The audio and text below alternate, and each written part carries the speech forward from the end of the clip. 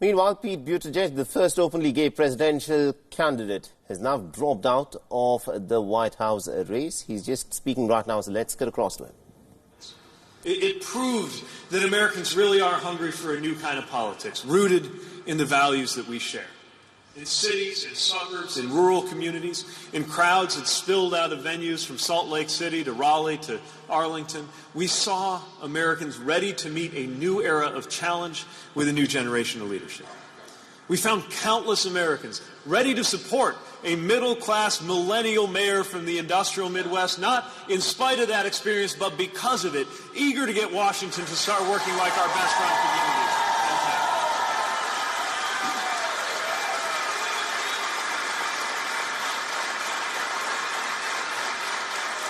In a divided nation, we saw fellow Democrats join with independents and, yes, some of those future former Republicans to choose a different politics, to choose a politics defined not by who we push away, but by how many we can call to our side.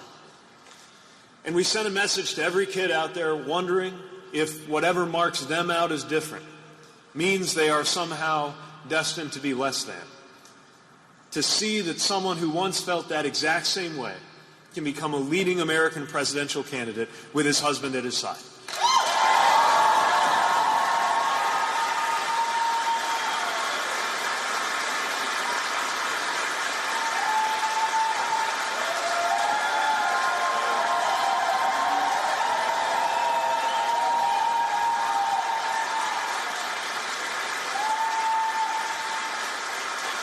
We got into this race for a reason. We got into this race in order to defeat the current president and in order to usher in a new kind of politics. And that meant guiding our campaign by the values we like to call the rules of the road. Respect, belonging, truth, teamwork, boldness, responsibility, substance, discipline, excellence, and joy. And every decision we made was guided by these values.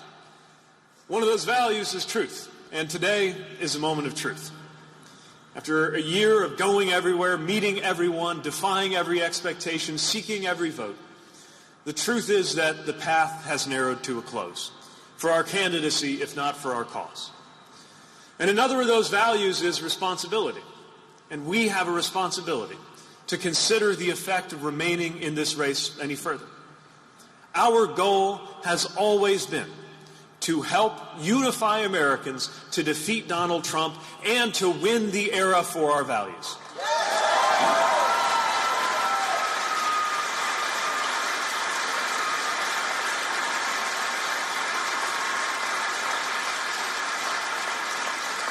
And so we must recognize that at this point in the race, the best way to keep faith with those goals and ideals is to step aside and help bring our party and our country together.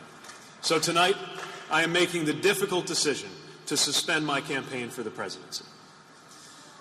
I will no longer seek to be the 2020 Democratic nominee for president, but I will do everything in my power to ensure that we have a new Democratic president come January.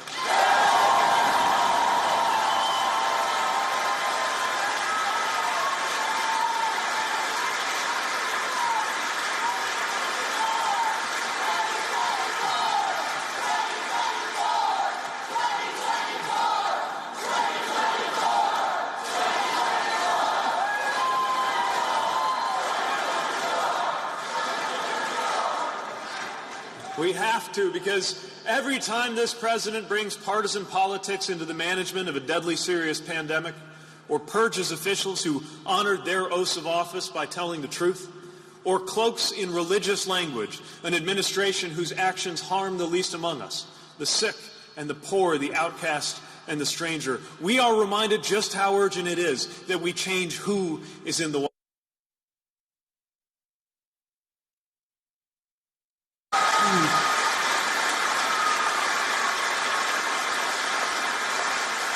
With every passing day, I am more and more convinced that the only way we will defeat Trump and Trumpism is with a new politics that gathers people together.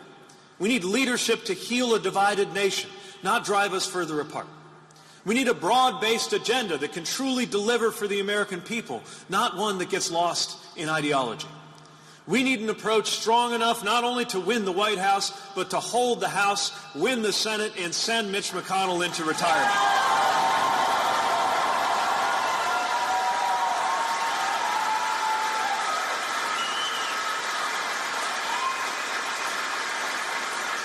And that broad and inclusive politics, that is the politics that we have attempted to model through this campaign. That, I believe, is the way forward for our eventual nominee.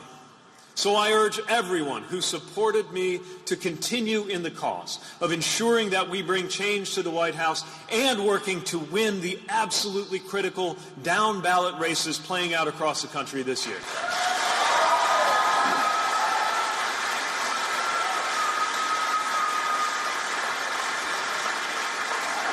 There is simply too much at stake to retreat to the sidelines at a time like this.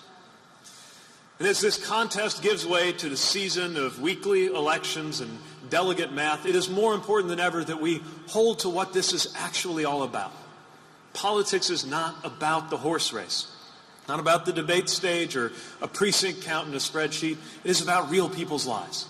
It is about our paychecks, our families, our futures. We can and must put the everyday lives of Americans who have been overlooked for so long back at the center of our politics. And every story that became part of this campaign helped show us why and how we do just that. Yeah.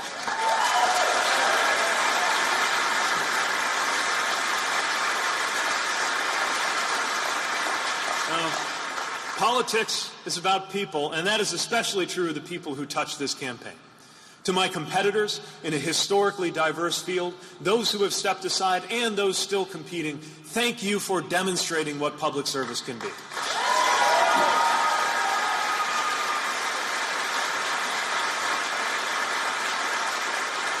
To the people of South Bend, this river city we love so much, thank you for keeping me honest and thank you for keeping me going.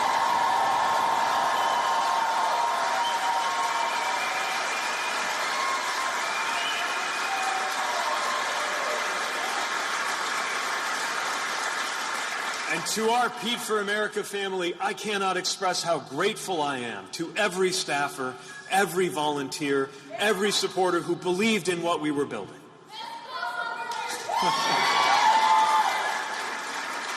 You walked in neighborhoods on hot summer days and drove on icy roads in the wintertime.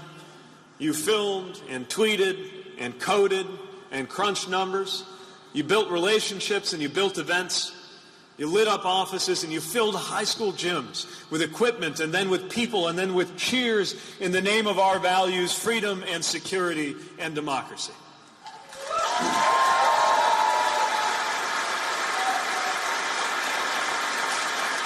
Our contributors, so many of you dug deep to fuel this campaign. Nearly 1 million grassroots supporters who sacrificed financially so that this message of hope and belonging could reach every corner of this country. Thank you for what you gave to make this possible.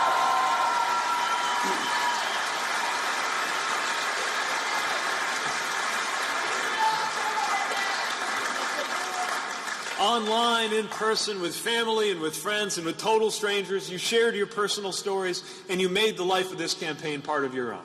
What you did and the way you did it was how we could show, not just tell, the kind of campaign we could be and the kind of country we will build. You made me proud every single day.